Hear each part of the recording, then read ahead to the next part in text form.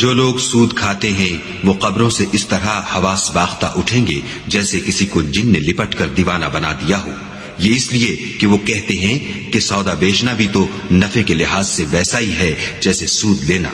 حالانکہ سودے کو خدا نے حلال کیا ہے اور سود کو حرام۔ تو جس شخص کے پاس خدا کی نصیحت پہنچی اور وہ سود لینے سے باز آ گیا تو جو پہلے ہو چکا وہ اس کا، اور قیامت میں اس کا معاملہ خدا کے سپرد۔ اور جو پھر لینے لگا تو ایسے لوگ دوزخی ہیں کہ ہمیشہ دوزخ میں جلتے رہیں گے۔ اللہم اغفر لنا قبل الموت، اے پروردگار موت سے پہلے ہماری مغفرت فرما، وارحمنا عند الموت، اور موت کے وقت ہم پر رحم فرما، ولا تعذبنا بعد الموت، اور موت کے بعد ہمیں عذاب نہ دینا، ولا تحاسبنا یوم القیامہ، اور قیامت کے روز ہمارا حساب نہ لینا،